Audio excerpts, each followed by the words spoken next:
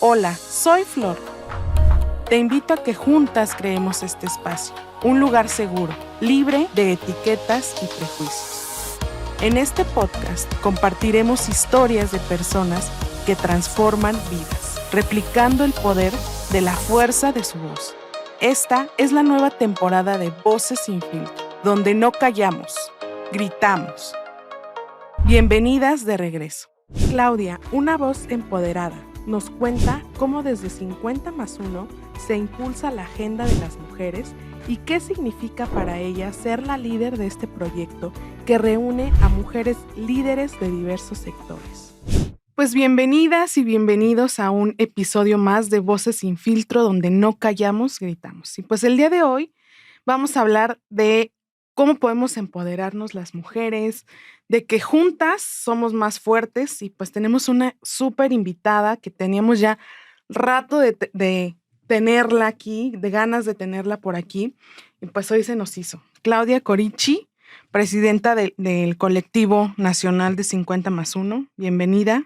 Muchas gracias, querida Flor. Encantada de estar aquí y encantada, como decías, de coincidir, de cruzar causas y bueno, pues también de poder invitar a muchas mujeres más a que se sumen, a que encaucemos nuestras voces, a que gritemos fuerte para pedir y también para exigir nuestros derechos. Pues yo solo les dije un poquito de quién es ella, pero ya sabemos, en este espacio nos gusta que ustedes hagan esta conciencia de quiénes son, porque muchas veces el reconocer a otras mujeres nos es muy fácil, pero reconocernos a nosotras mismas siempre es difícil, ¿no? Entonces, por eso a mí no me gusta definir a la invitada. Entonces, yo te pregunto, ¿quién es Claudia Corichi? Bueno, pues Claudia Corichi, soy una mujer feminista. Soy una mujer fuerte, soy una mujer de carácter, pero también soy una mujer que considero que soy muy sensible a las causas sociales, particularmente a las injusticias en algunos temas tanto internacionales como nacionales. Hay temas pues que me conmueven y me mueven. Soy mamá también de 2 niños, soy amiga, soy funcionaria pública, soy presidenta de esta gran colectiva y soy una convencida también de que las causas se deben hacer y promover desde cualquier espacio de donde estemos. Tenemos que promoverlas, tenemos que impulsarlas y que ahí donde estés puedes sembrar un poquito, aunque sea una semilla, que se volverá una gran flor para las causas de la igualdad.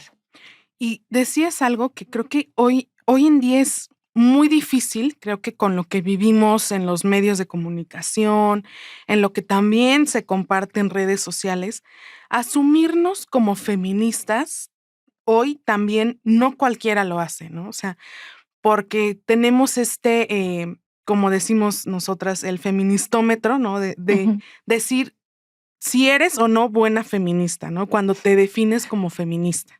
Yo creo que el feminismo, justamente, me gusta mucho este tema porque yo estoy convencida que soy una feminista porque lucho por la igualdad, pero no me gusta que me encajonen. Es decir, soy una feminista que, por ejemplo, tiene a sus hijos, que se describe como mamá, que ama el tema de ser madre, y que también eso me da también pauta para hacer la lucha por el tema de los cuidados para todas las mujeres. Pero no me gusta que me encajonen en esto de decir una buena feminista es esto, o que el feminismo es malo, tampoco. Entonces, soy una feminista convencida de que uno de los principales valores del feminismo también, además de la lucha por la igualdad, tiene que ser la libertad de ser como somos. Exacto. Y el respeto a esa libertad, porque somos seres humanos todas y todos profundamente diferentes, con una gama muy importante de visiones, de historias, de trayectorias y también de pensamiento. Pero eso que dices es cierto. A mí no me gusta encajonarme. Algunos dicen, no, si no eres totalmente feminista, si no haces esto o aquello. No, yo digo, somos feministas las que nos consideramos así y las que luchamos por la igualdad, por la libertad y que mantenemos nuestras convicciones y también nuestro derecho a ser como queremos ser. Exacto. Creo que dices algo muy importante, que es lo que decidamos ser, pero que lo elijamos, ¿no? Todo está bien mientras nosotros lo elijamos y lo decidamos de manera libre, ¿no? Absolutamente. Soy una convencida del derecho a decidir incluso, justamente porque creo que la decisión individual de cada persona o sea, cualquier cosa, él tiene que partir de tu deseo, de tu decisión y de tu determinación. Exacto. No, el feminismo no viene a juzgar a la mujer que decide quedarse en su casa y cuidar de sus hijos, ¿no? Pero tampoco a la mujer que decide salir a trabajar y ocupar espacios, como ahora lo estamos viendo, que antes no estaban designados para nosotras, ¿no? Creo que el tema de la libertad es definitivamente la clave para, pues para poder no solo ejercer, sino también, como decías al principio, exigir lo que nos toca, ¿no? O sea, no pedimos más, no pedimos menos, solo lo que nos corresponde. Así es, ni más ni menos, pero Ajá, nunca menos. exacto. Y para ti, ¿cuál ha sido el reto ahora que estás al frente de una colectiva de mujeres? Porque muchas veces escuchamos este dicho de que mujeres juntas ni difuntas, ¿no? Y creo que el crear estas colectivas, pues demuestra lo contrario, ¿no? O sea, que las mujeres sí nos organizamos, sí luchamos por nuestra causa, pero también fomentamos y apoyamos a otras mujeres a que puedan crecer. Absolutamente. Mira, 50 más 1 es una red de liderazgos y de empoderamiento de otras mujeres, porque lo que nos hemos dado cuenta todas nosotras, tú misma lo sabes perfectamente y todas, es que nuestra voz se escucha más fuerte cuando estamos unidas. Y además también que nuestra responsabilidad, si somos mujeres líderes en algún ámbito, pues es empoderar a otras mujeres. Esto que decías, esa frase, fue una frase que los hombres machistas inventaron para que no nos juntáramos. Y también esta competencia que a veces se daba entre las mujeres, en la cual era muy difícil que una mujer pudiera acceder a un puesto de decisión, porque de verdad el golpeteo de otras mujeres era una realidad. ¿Por qué? Porque nos acostumbraron a que los espacios eran bien poquitos, a que no cabíamos todas. Y no, lo que creo que es muy importante reconocer es que todas cabemos, que todas nos podemos ayudar, pero que además tenemos una misión histórica. Decía Madeleine Albright, tú lo sabes, que decía que hay un lugar en el infierno para la mujer que no apoya a otras mujeres. Y yo creo que sí, y yo creo que nos estamos ganando el cielo apoyando entre nosotras a otras mujeres y dándonos la mano. Pero creo que esta idea, por lo menos creo que sigue. O sea, todavía el tema de creer o que nos siguen fomentando esta competencia entre mujeres, creo que hoy todavía estamos transitando entre desmentir ese mito, ¿no? Porque lo vemos y creo que estamos ahora en tiempos de paridad, que decimos, ¿no? Y la verdad es que cuando vemos que se votan las causas de las mujeres en los congresos, sigue siendo un tema de discusión, ¿no? O sea, no prevalece muchas veces la causa o las mujeres que llegan a estos puestos muchas veces olvidan que se lo deben a la causa. Bueno, lo que pasa es que creo que no es un tema tan fácil en el sentido de que hemos ido logrando espacios, sin embargo, estos espacios siguen también acotados a la decisión de muchos hombres, que son los que mantienen los liderazgos tanto en los partidos políticos, pues en las empresas, en las organizaciones en sí mismas. Las organizaciones siguen lideradas por hombres, aunque exista en la ley el mandato de la paridad.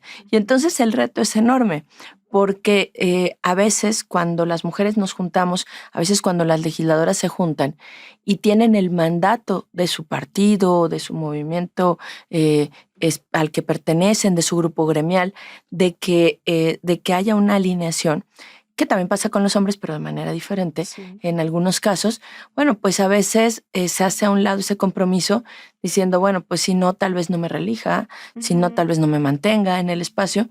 Y yo creo que también es que tenemos que permear en todas las organizaciones. También es que juntas sí nos debemos sentir más fuertes y también es que tenemos que mandar mensajes, que hay temas que son indiscutiblemente algo que vamos a defender todas juntas. Y de eso se tratan estas redes de apoyo, estas redes de empoderamiento. Así como antes se hacían las redes de apoyo porque te apoyaban, o antes y ahora, que son muy importantes para cuidar niños, por ejemplo, tus redes de apoyo son fundamentales para que puedas hacer cosas. Bueno, pues también estas redes de apoyo para crecer, para mantenerte, pero yo diría, es un deber histórico fundamental y yo así lo he pensado, lo he practicado con mi visión, mi convicción y en los hechos, que cuando uno está en un espacio de decisión, pequeño, mediano o grande, siempre hay que apoyar a otras mujeres y hay que empoderar a otras mujeres y hay que tener equipos, no solo de mujeres, pero con muchas mujeres. Sí, claro. Y creo que hay algo que sigue como ahí latente, que es lo que acabas de decir. Muchas veces creemos que el tejer o crear estas redes es como muy complicado. Entonces yo siempre que puedo les digo, es que siempre lo hemos hecho las mujeres, solo que a veces no somos conscientes de esto, ¿no? Como desde que las mamás, tú decías ahorita el ejemplo, las mamás que un día no pueden ir a la escuela por su hijo y que le llaman a otra mamá y le dicen, oye, hoy puedes recoger a mi hijo y más tarde paso por él a su casa. Así es como también hemos tejido estas redes, pero que muchas veces las mujeres no somos conscientes también de lo que hemos construido, porque no tenemos, y eso también es cierto, no tenemos esta conciencia sobre la causa. O sea, no nacemos con el ADN, con el feminismo en el De ninguna ADN, con manera. la causa en nuestro ADN. Creo que es algo que lo vamos descubriendo y construyendo conforme vamos creciendo a lo largo de nuestra vida. Ojalá y fuera algo que trajéramos ya en nuestro ADN, ¿no? La verdad es que tú dices algo que se ha dicho y que hemos dicho mucho. A ver, cuerpo de mujer no garantiza conciencia de género. Y eso es una realidad. Lo que estamos intentando, creo que muchas de nosotras y desde las colectivas, y en el caso de la colectiva 50+1, es que cuerpo de mujer sí signifique conciencia de género. Nos pusieron mucho tiempo a competir. Y la competencia es buena, pero nos pusieron a competir entre nosotras Sí. para que no pudiéramos competir con ellos y para que nos perdiéramos en este enjambre de competencia interna entre nosotras y dijéramos no nos podemos poner de acuerdo. Y algunas gentes me dicen, es que las mujeres a veces somos complicadas. No, yo creo que los seres humanos Sí, en somos general, diversos sí. y entonces es complejo. Dirigir una colectiva como 50+1 es para mí un reto y es un honor y es un orgullo porque la idea es que pongamos por encima de cualquier diferencia las coincidencias y que cuando hay diferencia en algún tema lo dejemos a un lado y vayamos con las coincidencias. ¿Cuáles son esas grandes coincidencias? Bueno, pues la coincidencia de formar liderazgos, la coincidencia de fomentar la autonomía económica de las mujeres, la coincidencia de la lucha contra la violencia hacia niños, hacia niñas, hacia mujeres, la coincidencia de buscar un México más igualitario, creemos en la paridad. Tenemos también diferencias y además seguramente hay muchas diferencias. ¿Cuál es el reto? Ponernos de acuerdo en que Sí. pesen más estas coincidencias, estas causas, porque además si juntas somos más fuertes todas. Si hay una iniciativa importante, la podemos empujar más si estamos juntas. Y bueno, pues por supuesto que esto que decías, tenemos que ir generando que nosotras las mujeres, eso es cierto. A ver, el machismo es un asunto no solo de nombres, el machismo es un asunto que permea a hombres y a mujeres. Tenemos que transformar este machismo y esta visión, las mujeres y los hombres, todas y todos. Sí, porque a final de cuentas somos una sociedad en donde convivimos hombres y mujeres, todas y todos. Entonces creo que, y siempre también lo he dicho, creo que este discurso de que solo sea un tema de mujeres se vuelve otra vez parte del sistema patriarcal, ¿no? O sea, de que si la mujer es responsable, todavía tiene súmale esa responsabilidad de tener que ser ella consciente y arreglar ella el problema, ¿no? Entonces, Todavía, además estamos sí, agobiadas y agotadas y sí. lo veníamos platicando, Flor, y sí estamos, porque queremos hacer tantas cosas, queremos dejar huella en tantos espacios o animar a otras mujeres o tomar temas y luego somos algunas, digo, la niña es alegre, le hacen cosquillas porque a mí me encantan estos temas y entonces me meto, me comprometo en esto, tú también, muchas de nosotras y después nos estamos partiendo en pedazos Sí. porque estamos todo el tiempo pensando cómo hacer y cómo cambiar. Yo creo que efectivamente necesitamos aliadas y aliados también. La sociedad y la democracia la vamos a transformar juntos y juntas, hombres y mujeres. Ahora, tenemos que empujar, juntarnos nosotras las mujeres para hacer que el costo también de lastimar a una mujer, de excluir a una mujer sea enorme, pues sí, tenemos que hacerlo, porque además los grandes movimientos fueron así. Sí. Los grandes movimientos sociales empezaron con mujeres transformando las realidades, juntándose en las fábricas para exigir derechos laborales y económicos fundamentales para ellas y para los niños que trabajaban ellas y los niños, más los niños incluso, como esclavas, como esclavos, pero también después las mujeres agrupadas juntas, no solo en México, sino en todo el mundo, pidiendo a las sufragistas el derecho al voto de las mujeres. Entonces, claro que la fuerza viene de organizarnos, empujar juntas, pero es fundamental también que haya hombres con esta conciencia de que la igualdad es buena para todas y para todos, es buena para el PIB, es buena para el mundo, es buena para la democracia y es buena también para acabar con esto que les pasa también a los hombres y que no quieren reconocer.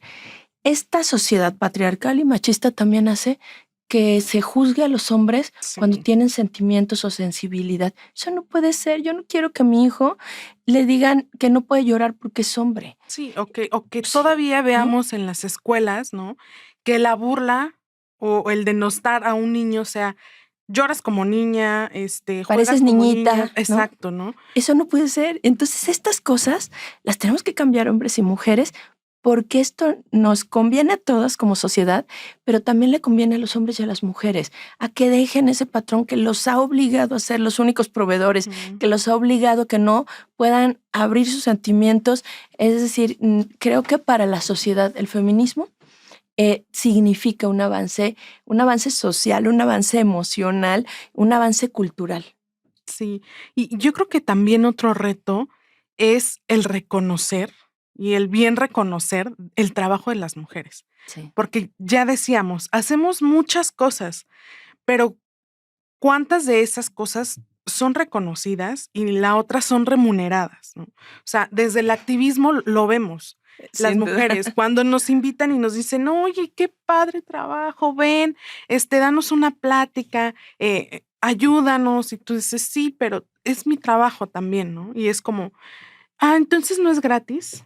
Es como, no. Y entonces no estás con la causa. Es como este discurso de, dalo, pero ¿qué recibo, no? Es el reconocimiento a mi trabajo, a mi preparación, a mi tiempo, a mi esfuerzo. Creo que todavía ese reto de acortar estas brechas sigue estando latente en nuestro país y en muchos países, a pesar de que las mujeres ya estamos ocupando estos puestos, ¿no? Ocupamos puestos, yo creo que muy importantes, hay que seguirlos ocupando, pero hay que sin duda reconocernos, reconocer el esfuerzo, reconocer la valentía, reconocer el tiempo y el esfuerzo de todas. Y también creo que es muy importante esto, reconocernos también dentro de las organizaciones, dentro de los liderazgos, para decir, híjole, que yo creo que hay que ir con una mentalidad de decir, esta persona tiene esta cualidad, qué maravilla. O sea, en lugar de buscarle defectos, hay que buscarle las cualidades a todo mundo. ¿Cuál es la gran cualidad? Porque los defectos son obvios, lo sabemos, todas las tenemos, todas y todos los tenemos. Tenemos que ir buscando reconocernos, porque el reconocimiento además de una mujer y de muchas mujeres genera también la transformación en la sociedad de ese reconocimiento adicional para que se nos nombre, para que se hable de nosotras, para que en los libros de texto se nos nombre, para que en la historia tengamos un papel importante y para que eso que pasó de invisibilizarnos en el pasado no vuelva a suceder. Sí, para redignificar eso a las mujeres en la historia. Y hay una frase que me gusta mucho que dice, seguramente cuando tú leíste algo en un libro y era firmado como anónimo es porque era el nombre de una mujer, ¿no? Claro. Entonces, sí. Éramos las brujas, exacto. Éramos las malas, ¿no? Las que quemaron, las que cuando sabían que les iba a pasar algo eran anónimas para que no supieran que estaba ese talento y esa visión. Y eso creo que no nos puede volver a pasar y que además debemos vigilar que no le pase a otras mujeres en otros lugares del mundo porque estamos dando una lucha específica en México y en otros lugares del mundo, pero hoy hay mujeres en otras partes del mundo que solamente pueden vérsele los ojos. Hoy hay mujeres que no pueden ir a la escuela en todo el mundo, no por un asunto incluso de recursos, sino por un asunto de una sociedad que no permite y de una cultura que no permite o una descultura que no permite que las mujeres estudien, ¿no? Que las mujeres sigamos siendo esta moneda de cambio, ¿no? También. Es brutal. Mira, yo creo que el tema de todo esto es una violencia sistemática hacia las mujeres. Las mujeres también vivimos en un mundo brutal, con una violencia tremenda, pues incluso estamos viendo guerras que no pensamos ver, con las brutalidades más grandes que estamos viendo que duelen y que conmueven. Pero la violencia sistemática hacia las mujeres es tremenda, Flor, y tú lo sabes. O sea, todas nosotras hemos vivido alguna vez en nuestra vida, al menos un tipo de violencia. Y entonces estas violencias tenemos también que decir esto es violencia, esto no está bien, esto no lo vamos a permitir. Y es más fácil que lo digamos cuando estamos con un grupo grande de mujeres diciendo, a ver, no, esto no lo vamos a permitir, esto lo vamos a visibilizar y exigiendo también pues, que se cumpla un Estado de Derecho. Cuando hacemos realidad esta frase del movimiento, ¿no? Que es el no estás sola. Cuando no te sientes sola, cuando tienes, yo también siempre le he dicho, creo que lo más importante es tejer estas redes de apoyo, ¿no? Cuando una mujer se siente acompañada, creo que emocionalmente se empodera, porque una cosa es tener las herramientas, el conocimiento, pero la parte emocional es, digamos, como todo para que una mujer pueda salir de un círculo de violencia, ¿no? Entonces, cuando una mujer emocionalmente se siente acompañada, creo que es el plus. Y creo que son esas mujeres que se atreven a denunciar, porque muchas veces también somos muy duras al decir denuncia. Sí. Y muchas veces no sabemos por qué no denuncian esas mujeres. No, y además en un entramado institucional en el cual la revictimización es permanente. Y tú lo decías muy bien, yo creo que yo no soy una especialista en historia del feminismo para nada, simplemente me considero feminista, pero sí creo que, por ejemplo, cuando se habla de la cuarta ola del feminismo, que empieza con la denuncia justamente, con este movimiento social del Me Too, con estos movimientos sociales denunciando las violencias hacia las mujeres, es importantísimo, porque empezó, que creo yo que es una enorme fuerza del movimiento que surgió con el Me Too. Eso, decir yo también. Y era dolorosísimo, yo creo que a ti te pasó, nos pasó a muchas que nos estarán también viendo, que cuando leías los comentarios después de un Me Too, todos los comentarios abajo eran yo también, Me Too. Y entonces empiezas a estremecerte de decir, ¿cuántas mujeres hemos vivido violencias? ¿Cuántas han vivido estas brutalidades que están narrando? Y cómo no pasa nada y no pasaba nada. El sentirnos acompañadas es muy importante, pero también el mandar el mensaje de que nadie ya puede estar ahí sin que se le evidencie violentando mujeres.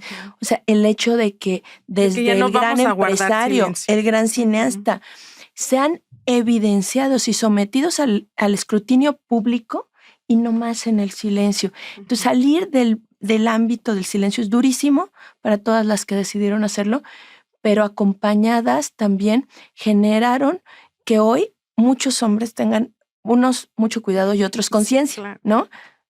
Entonces, bueno, pues es un reto, pero creo que es un movimiento maravilloso y es un movimiento de mucha sororidad y es un movimiento de mucho acompañamiento y de mucho hermanamiento, porque creo que podemos tener muchas diferencias, pero cuando una mujer vive violencias y este tipo de violencias sexuales y violencias de cualquier tipo, pero particularmente las violencias sexuales, tenemos que no callarlo. Y tenemos un enorme reto en el país, querida Flor, es el tema de que no podemos seguir siendo el primer país en producir pornografía infantil, que por supuesto afecta de manera desproporcionada a las niñas. La trata de personas es el segundo negocio más redituable en el país, lo cual es terrible y es brutal. Tenemos mucho por hacer, porque estas niñas y estos niños son los sin voz. Es muy difícil que puedan hacer algo. Y aunque hay una reforma que me gusta mucho que acaba de aprobar la Cámara, que es que en los delitos sexuales cometidos contra menores no haya prescripción. Te quiero decir que, bueno, pues ya voy a sacar como la abuelita, ¿no? Pero no, en el Senado yo hice ese planteamiento en el 2008, el primer planteamiento, y nadie me peló. O sea, es decir, claro. nadie me peló, me dijeron, está padrísimo y se quedó en la congeladora, pero de la comisión, ni siquiera pasó de la comisión. Hoy me da enorme orgullo que sí se está escuchando esto, pero tenemos un enorme reto, el de ser la voz de las mujeres sin voz, el de ser la voz junto con otras mujeres por nuestras causas, pero también el de ser la voz de muchas niñas y niños que han sido víctimas, que están siendo violentados, porque algo muy turbio está pasando en esta sociedad, donde no podemos seguir normalizando la violencia, los abusos, y donde la hipersexualización está siendo un tema tremendo. Sí. Y sobre todo creo que hablábamos de las diferencias. 50+1 es un grupo de mujeres que es plural. Muy plural. ¿Qué pasa tú como presidenta? ¿Cómo miras? Como tú decías, el esfuerzo y el reto es que sean más estas coincidencias que estas diferencias. Pero que hay que decir a las personas que nos están viendo que sí existen estas diferencias, porque muchas veces desde fuera pareciera que no, pero sí las hay, ¿no? Es un grupo abierto, es un grupo plural, que hay mujeres decías tú, muchas profesiones, porque no solamente está enfocado a las mujeres funcionarias públicas, senadoras, diputadas, sino también a las mujeres empresarias, emprendedoras, activistas, académicas. Hay temas tabús, pero intentamos ir por los temas de estas coincidencias. Claro que hay diferencias, es como en cualquier grupo, hay diferencias en temáticas. Es un año complicado, vienen unos meses complicados porque la polarización del país es una realidad, porque hay visiones diferentes, porque vienen candidaturas diferentes, porque el corazoncito le late a muchas por candidaturas diferentes. Y entonces creo que hoy más que nunca tenemos que, con cabeza fría, poner en el centro estas coincidencias, nuestras coincidencias y nuestros mantras por la igualdad, nuestros mantras contra la violencia. Este es un año donde va a haber mucha violencia política en razón de género. Por eso, cuando yo llegué a 50+1 como presidenta, aunque tengo, pues desde su fundación, ha sido para mí pues una maravilla. Y bueno, cuando yo llego como presidenta, lo primero que planteo es, a ver, viene un año complejo, viene un año electoral, y en mi caso, yo dejé de participar partidistamente hace un par de años, cuando entré a la administración pública en un área en donde era lo mejor, que no participara partidistamente. Y esto me ha servido un poco para enfriar la cabeza, o sea, un poco para ver todo. Mirar desde fuera. Para mirar un poco y tener opiniones, tener amistades en todos los espacios, y construir coincidencias, pero también verlo más frío, el tema específico de partidista. Me ha servido mucho en ese sentido, pero lo cierto es que no, cuando yo llego a la presidencia de 50+1, pensé, a ver, con cabeza fría, ¿qué podemos hacer? Pues primero, además de poner las coincidencias, ¿en qué otra cosa podemos hacer juntas que además represente cosas buenas para otras mujeres?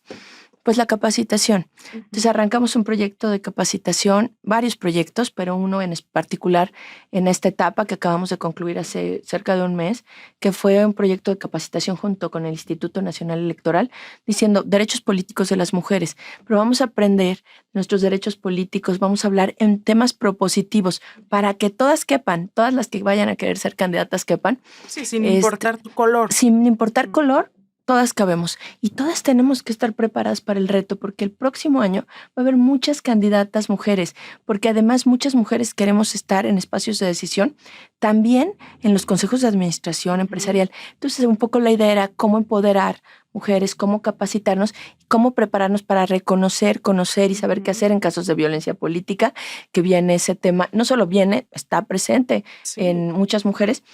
Pero entonces me parece que, por ejemplo, esta ruta de capacitarnos, de hacer activismo por las temáticas que sí nos unen, un poco fue mi visión y la de la directiva, de decir, ¿cómo le hacemos para que ahora nos mantengamos juntas en torno a estas causas, pero además nos demos herramientas?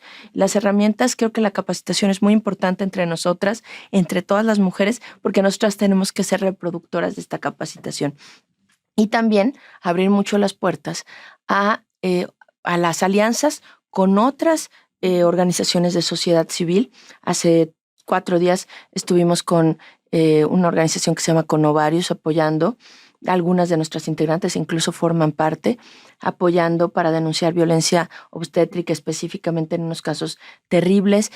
Tenemos estas alianzas estratégicas, pero también me parece que es una etapa también de construir hacia las mujeres emprendedoras, las mujeres que están en el sector privado y las mujeres académicas, porque hay mucho por hacer en la academia, hay también muchísimo por hacer en espacios para las mujeres, en la que la voz de las mujeres se escuche, y ya ni qué decir en el sector privado, donde no tenemos una presidenta de cámara, pero donde tenemos que empujar también que se escuche esto, que el tema de los cuidados, que el tema de los espacios de decisión. Entonces, bueno, pues esa fue un poco la visión este año de decir, asumo este reto, pero también poniendo coincidencias, preparación, capacitación, alianzas estratégicas y generar también que muchas mujeres de otros ambientes y de otros espacios se sumen, además de las maravillosas mujeres colectivas, políticas, empresarias que ya están, bueno, pues sumar a más mujeres. ¿En dónde tiene presencia 50+1? ¿Ya cuántas son? ¿Cuántas somos? Somos muchísimas, tenemos presencia en todo el país, pero constituidos formalmente 28 estados de la República.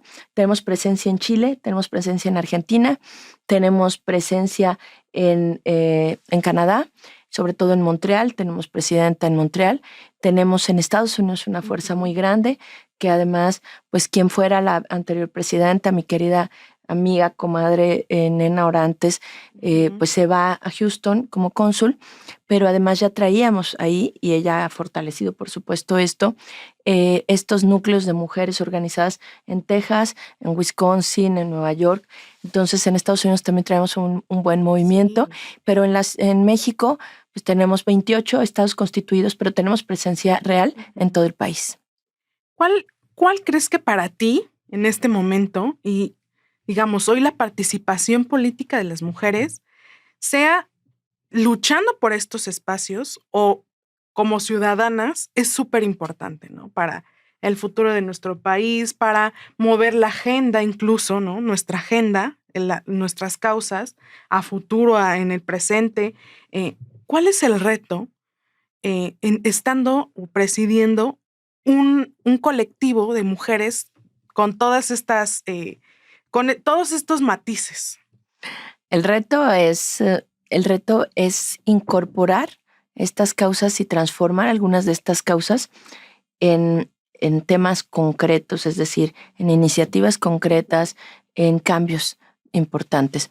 Yo creo que el enorme reto, por supuesto, es mantenernos creciendo. Yo estoy convencida que 50+1 va creciendo cada vez más, se va consolidando y va siendo un factor también de opinión importante en la opinión pública general. ¿Qué tenemos que hacer? Incidir en todos los espacios. El enorme reto ahorita es mantener una unidad en torno a las causas que nos agrupen, crecer todavía más, consolidar e incidir en las políticas públicas, incidir en las cámaras, en las leyes, incidir en los espacios del sector privado, incidir en la academia, incidir en la sociedad, diciendo la igualdad es fundamental para todos y para todas. La lucha contra la violencia es una de nuestras principales luchas y tenemos que seguir levantando la voz, señalando, observando y estando ahí presentes. Entonces, yo diría la incidencia, la fortaleza y el liderazgo de tantas mujeres tienen que significar también algo para el resto de las mujeres y para el país. Algo que se ha promovido desde el colectivo es esta concientización de no normalizar la violencia, ¿no? Creo que eso es un trabajo de sensibilización súper importante, porque muchas de las mujeres que se enfrentan a todos los tipos de violencias que conocemos, pues no las identificamos, ¿no?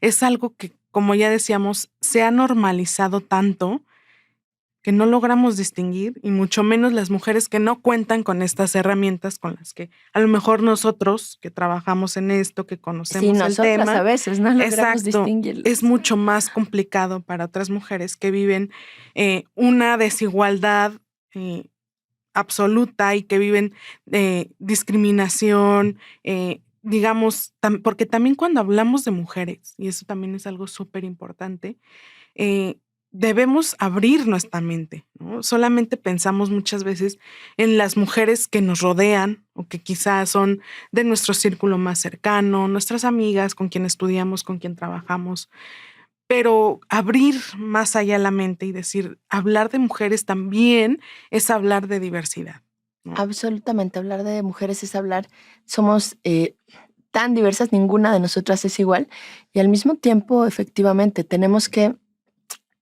aprender a sensibilizarnos y a reconocer las violencias para no permitirlas. La verdad es que se cree que hay un solo tipo de violencia, mucha gente lo cree, pero hay muchos tipos de violencias. Hay violencias pasivas, hay violencias activas, hay violencias muy evidentes, hay violencias que no son tan evidentes y yo creo que tenemos que ir a la construcción de una cultura de paz entre hombres y mujeres o con hombres y mujeres, pero nuestra lucha desde la colectiva debe ser fundamentalmente por denunciar, visibilizar estas violencias hacia niños, hacia niñas y hacia las mujeres, que es muy importante. ¿Y por qué digo niños y niñas generalmente? He introducido esto porque, por lo que yo te decía, porque es muy importante. Las niñas y los niños, ¿quién ha hablado tradicionalmente a favor de los derechos de las niñas y de los niños? Y no es que esté bien que seamos las únicas, pero lo tenemos que meter en la agenda porque ellos y ellas no tienen estas condiciones para meterse en la propia agenda pública porque no votan y entonces a veces no son entonces sujetos de una presión para los demás, pero tenemos que hablar por ellas, por ellos y por nosotras. Entonces, hablar de la violencia, no normalizarla, conocerla y generar esta red de apoyo, porque 50+1 también significa una red de apoyo. Cuando empezamos, hemos visto casos de compañeras nuestras, incluso de la directiva, que estaban viviendo situaciones de violencia y no lo sabían, o no lo sabían y lo intuían, pero no lo reconocían plenamente. Y creo que 50+1 sirve también para decir no más y para evidenciar esto y para proponer soluciones. Y desde la colectiva se han acompañado algunos casos de, hablábamos de violencia política en razón de género. Se están acompañando casos en los estados. Tenemos una colectiva tan grande y tan rica en términos de liderazgos que es extraordinaria. Estado de México cuenta con 113 municipios constituidos. Pues tenemos muchos ejemplos. La Ciudad de México, Tabasco, Chiapas, Zacatecas, Aguascalientes, Jalisco. Entonces tenemos colectivas muy fuertes con donde se acompaña localmente esto.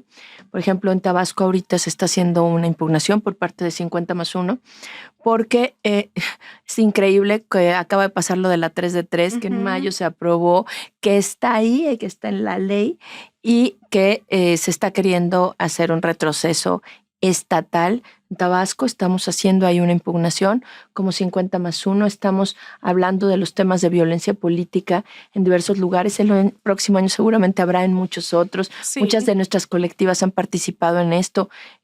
Gente muy interesante que está participando en estos grupos de trabajo que tenemos sobre violencia política. Acompañamos estos casos y también acompañamos casos de violencia sexual en las estatales, en las colectivas estatales. Vamos también acompañando temas y causas específicas, como por ejemplo en algunos estados el tema de las guarderías, el tema de los cuidados, en fin, vamos ubicando las temáticas y también recibiendo pues los planteamientos de quienes nos las hacen llegar, ¿no? Sí, claro. Reciente estuve presente en un foro y escuché algo que me hizo mucho sentido y que decía, es que no puede hacerse nada sin nosotros, ¿no? O sea, ya no hay un espacio en donde las mujeres no tengamos que ser escuchadas, ¿no? Sí, no, sin nosotros. Exacto. Entonces yo creo que hoy más que nunca y de frente a unas elecciones en donde va a haber mucha más participación de las mujeres, se va a evidenciar, porque creo que esto sucede desde hace mucho tiempo, pero se va a evidenciar estas violencias que también se viven desde estos espacios para las mujeres. Sí es importante contar con las herramientas y saber que hay quien te puede acompañar en este proceso. O sea, así es. Tener esta red también es muy importante. Creo que porque lo que se pretende es intimidar, ¿no? Para que no lleguemos a estos espacios. Pero creo que hoy ya las herramientas que tenemos, ya decíamos, y como bien dice este espacio, ya no callamos, ya gritamos, ¿no? Entonces, creo que eso es lo importante de seguir construyendo, de seguir siendo más estas coincidencias, porque definitivamente hay, y bien decíamos también, no es que sean muchos feminismos, es que es un feminismo, pero dentro del feminismo hay muchas causas, ¿no? Entonces creo que hagamos más esta construcción de coincidencias y trabajar en estas coincidencias. Sin duda, y además esto que decías de alzar la voz es muy importante porque nos enseñaron a que calladitas nos veíamos más bonitas. Lo que pasa es que no nos veíamos, Sí, claro. Nos invisibilizaban cuando acallaban nuestra voz. Yo creo que esto no puede volver a pasar. Tenemos que tener esta voz y lo que yo te comentaba y comentaba aquí, ser la voz de muchas otras personas más. Pero esta voz tiene que sonar fuerte, fuerte, fuerte. Te quiero compartir, traía hoy, acabamos de sacar este libro, acabo de presentarlo en la FIL, se llama Mujeres y Anticorrupción. Son estos temas, bueno, este es un proyecto personal, no es un proyecto de 50+1, aunque por supuesto me siento muy acompañada y muy apapachada por mis colectivas amigas que han estado también reproduciendo este tema. Lo hicimos la fiscal anticorrupción y yo, esta coordinación de este libro sobre estos temas que hay que poner en la mesa. Mujeres y anticorrupción, ¿por qué? Porque así como muchos fenómenos nos afectan de manera diferenciada, creemos que la corrupción es igual para hombres y para mujeres, y no es cierto. La corrupción afecta de manera diferenciada a las mujeres y a los hombres, y tenemos que avanzar en ir haciendo y construyendo una legislación que entienda que ha afectado de manera diferenciada, y voy a poner un ejemplo y luego regresamos al otro tema, pero esto es también poner estos temas y hablar de igualdad. Desde el acceso a la justicia. El acceso a la justicia, pero no solo. Fíjate, Flor, qué ejemplo tan simple. Y hay gente que me ha preguntado, ¿eso pasa? Pero cuando presentamos el libro en la FIL se acercaron muchas y me dijeron, yo conozco un caso o a mí me ha pasado. A ver, 2 casos. Estamos en la prepa, yo estuve en la prepa y tenía un maestro de matemáticas que era terrible, y ejercía una especie de violencia, no es especie, ejercía violencia sexual pasiva contra sus alumnas. Un maestro en una preparatoria o en una universidad le pide un favor sexual o le pide que a cambio de sus calificaciones a una mujer le pide un intercambio sexual, que es más, o sea, eso es algo común, desafortunadamente. Es común que la mujer, una maestra, se lo pide a su alumno, es un caso quizá entre millones. Es decir, nos afecta de manera diferenciada. Pero en el caso de la corrupción adicional, una mujer de escasos recursos, cuando va a pedir que se le ponga un servicio, por ejemplo, la luz, una pavimentación de su calle, a veces ha sucedido y sucede más de lo que pensamos, que el funcionario público, que la persona que está ahí, del nivel que sea, le pide un intercambio sexual a cambio de un servicio al que tiene derecho, la persona, a cambio de atender más pronto en un servicio médico a alguien.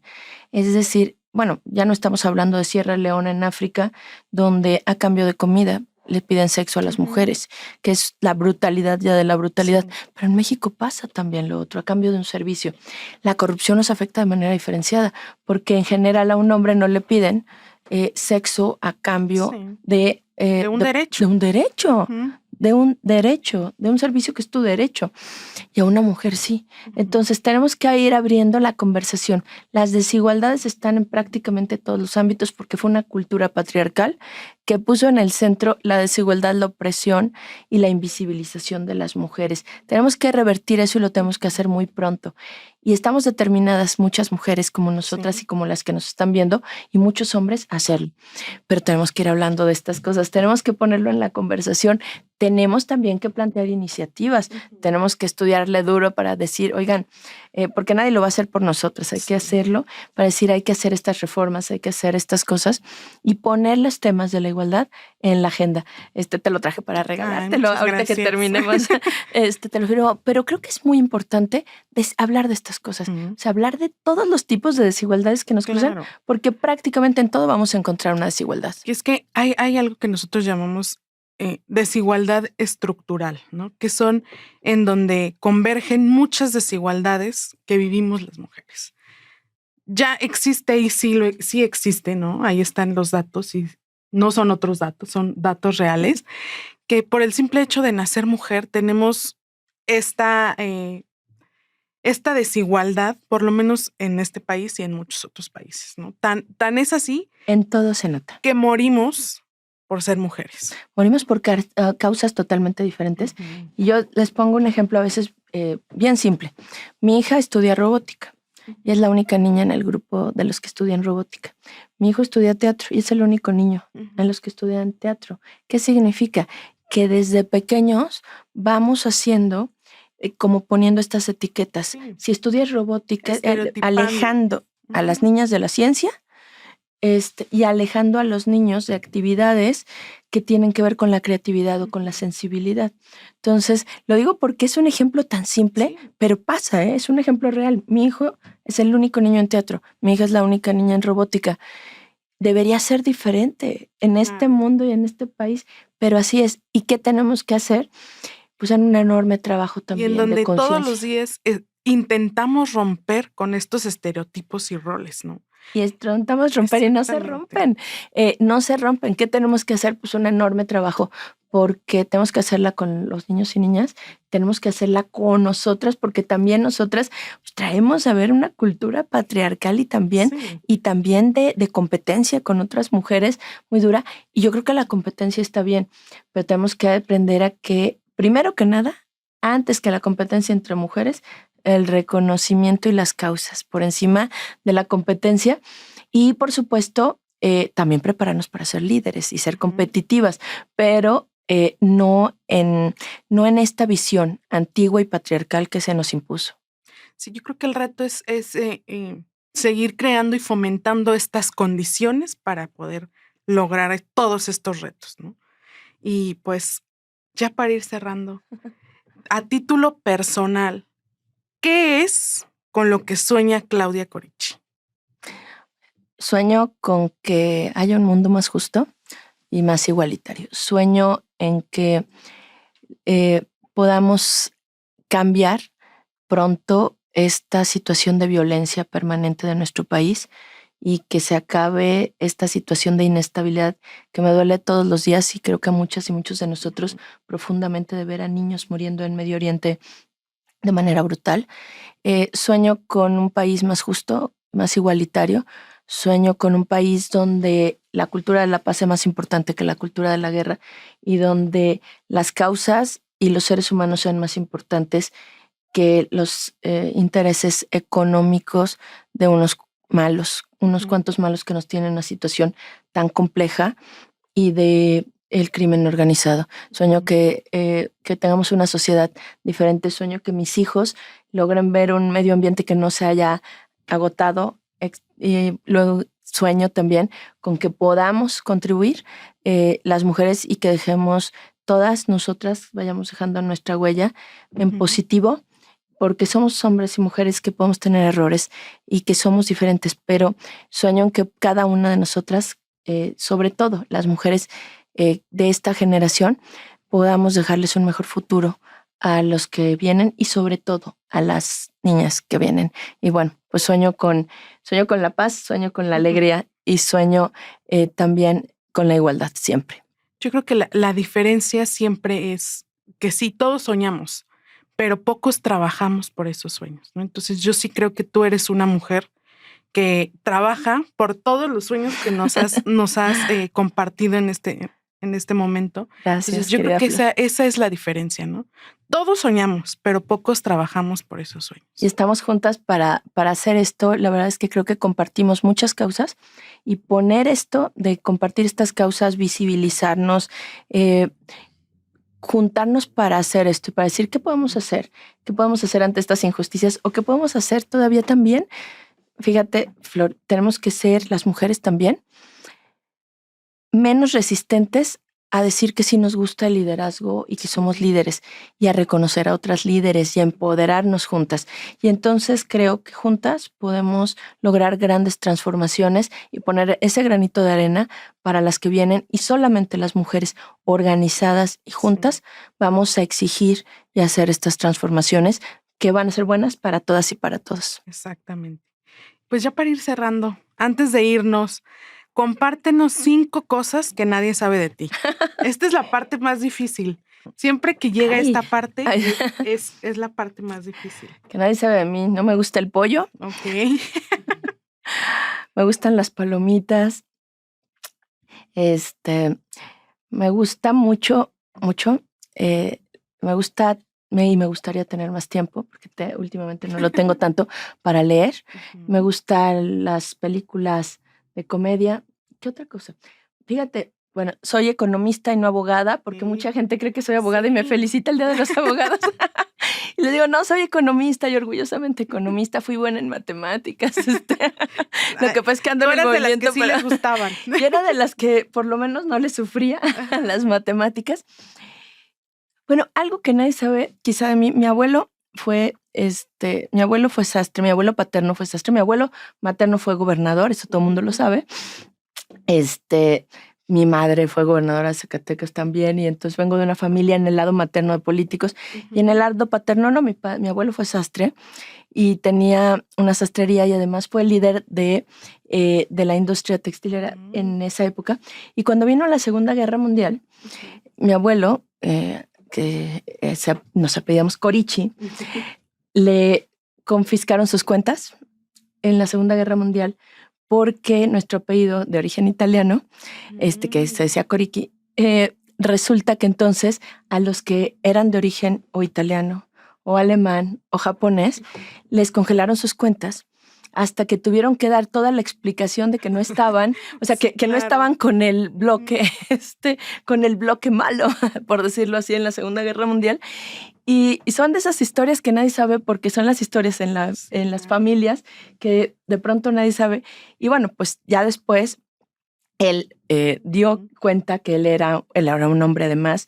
Mi familia, Corichi, fue siempre gente pues intelectual, progresista, etcétera.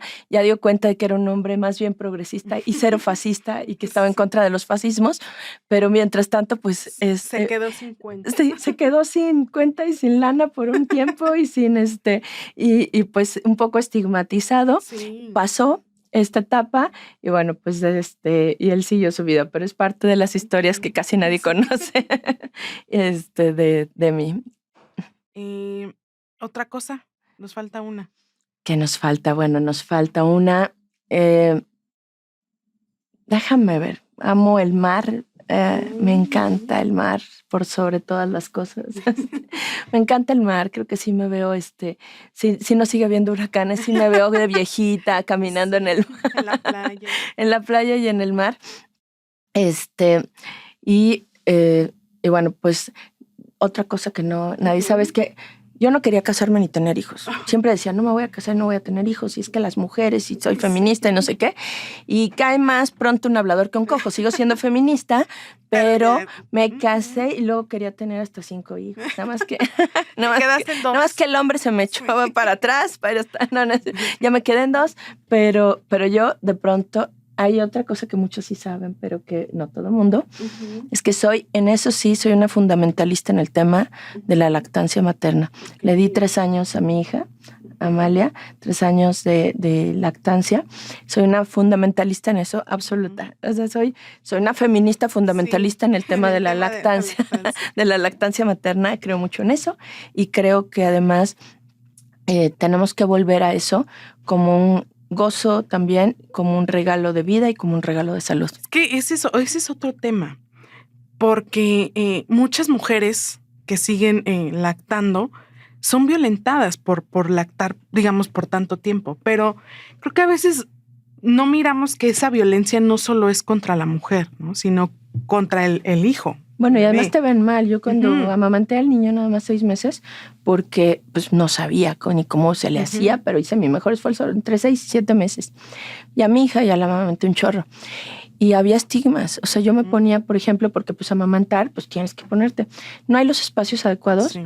Te quiero decir que fui a la cámara el otro día y me estaba acordando que llegué a amamantar a mí en un baño de la cámara, lo cual es horrible. Y creo que ninguna mamá prácticamente ha dejado de hacerlo alguna vez, porque además amamantarla en público es un estigma. Sí, claro, por la hipersexualización que tenemos del cuerpo de las mujeres. Y además yo era diputada y entonces era como más complejo todavía este asunto. Y entonces que termines amamantando a tus bebés en un baño, que te tengas que esconder para algo tan natural y que además es un regalo de vida, porque nos han inventado que tienen las mismas características las fórmulas de leche de fórmula, y eso no es cierto. Esa es una estrategia de mercado para que además sigamos sin darles, pero además tenemos que tener también mecanismos para que las mujeres puedan tener chance de estar en la chamba y amamantar. Pero ese es un gran tema. Tenemos que ejercer nuestro derecho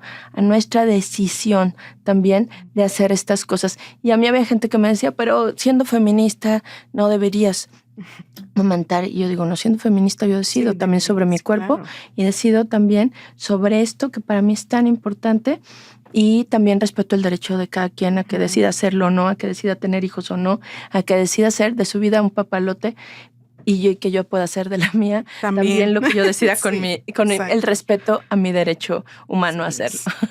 Bueno, y ya para cerrar, pues se nos ha ido muy rápido, como siempre, pero para cerrar tenemos el pilón antes de irnos, que es información de cultura general sobre feminismo que les compartimos a quienes nos hacen el gran honor de vernos. Entonces, saca tu Pero que no esté muy bajito, muy chiquita la letra, porque si no necesito lentes. No, no es cierto. A ver, ¿cuál te tocó? A ver. La F-22. Mae Jemison fue la primera mujer astronauta negra en la historia. Y sí la llegué. Ahí tenemos un dato. Y es que ya decíamos, ¿no? Hay otras violencias que se intersectan no solo por ser mujer. En este caso, pues ser una persona de color, ¿no? Negra, que decía la mujer, la primera mujer de color en ser astronauta. Hoy, a lo mejor las mujeres ya llegamos a la luna, ¿no?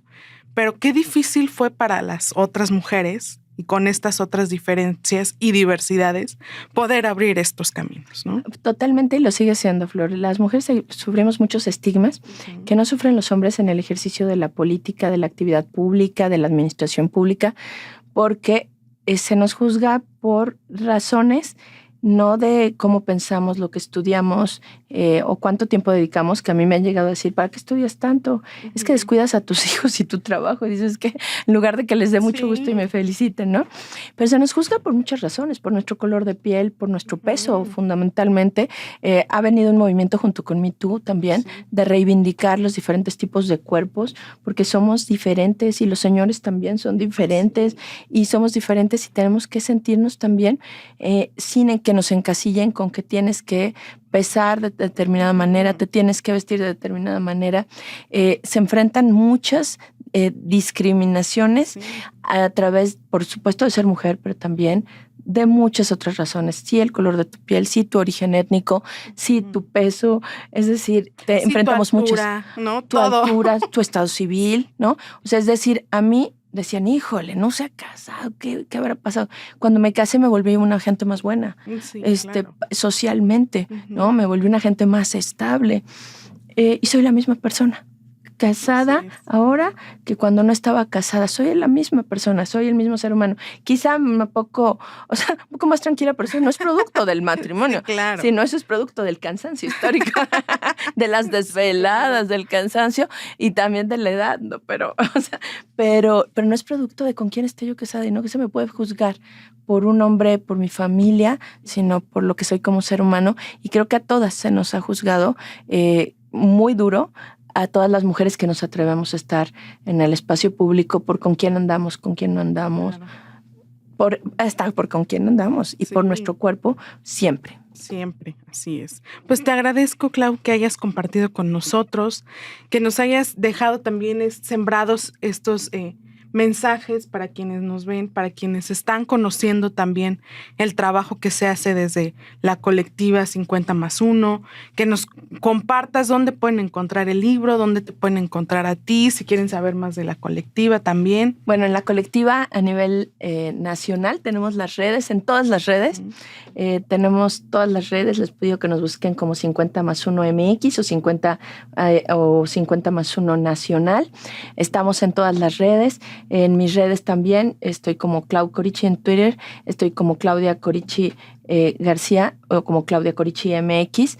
Y bueno, pues por supuesto en la colectiva, desde ahí nos pueden mandar mensajes, seguirnos. Somos una colectiva maravillosa con mujeres extraordinarias que reconozco que han dejado una huella, las que están y que siguen dejando una huella. Estoy muy orgullosa de todas mis compañeras que son, no puedo decir que no tengo grandes cualidades. Quienes están ahí, todas con enormes cualidades. En el libro, que además lo hice junto con otra mujer que quiero y admiro tanto como María de la Luz Mijangos, una gran abogada, cero metida en los temas, pues ni políticos ni nada, al contrario, siendo fiscal anticorrupción, lo hicimos juntas con el sello de Tirán Loblanche y está tanto pues va a estar disponible a partir de enero en Amazon, en Gandhi y en prácticamente todas las librerías, y a nivel de acceso del libro en la red, va a estar a partir de la siguiente semana. Ok, pues ahí tienen.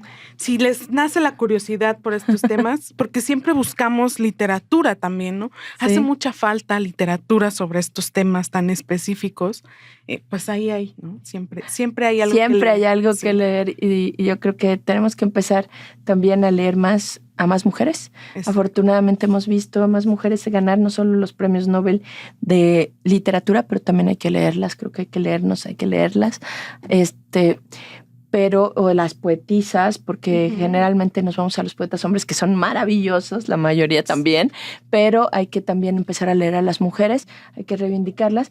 Y bueno, pues qué gusto que además ahora también haya una mujer como Premio Nobel de Economía, hablando de un tema, mi tocaya, Claudia, hablando de un tema tan importante, que es el tema de los cuidados y de cómo influye que las mujeres tengan un hijo, cómo empieza a influir o no en su desempeño, en su carrera y en su ingreso.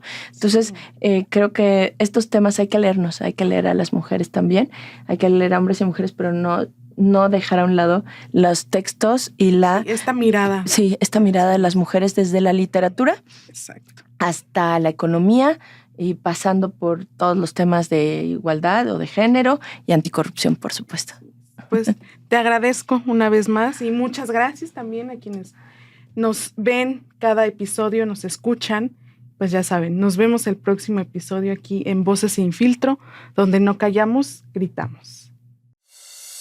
Esto fue un episodio más de Voces Sin Filtro, en donde juntas construimos un espacio seguro. Mis redes son Flor_Repara en Insta, Twitter y TikTok. Te espero en el próximo episodio.